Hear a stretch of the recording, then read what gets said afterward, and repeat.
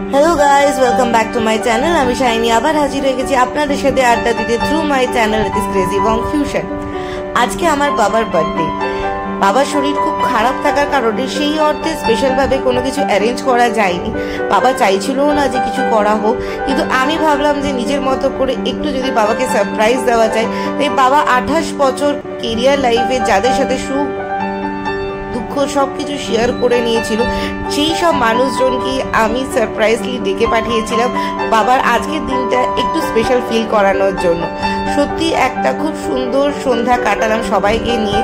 Cake কাটা, খাওয়া দাওয়া, গল্প আড্ডা সব কিছুর মাধ্যমে আজকের সন্ধ্যাটা কিভাবে যে গল্প করতে করতে কেটে গেল বোঝাই গেল না। থ্যাংক ইউ সো মাচ সবাইকে যে তোমরা হঠাৎ করে এরকম ডেকে পাঠানোর পরও তোমরা এলে।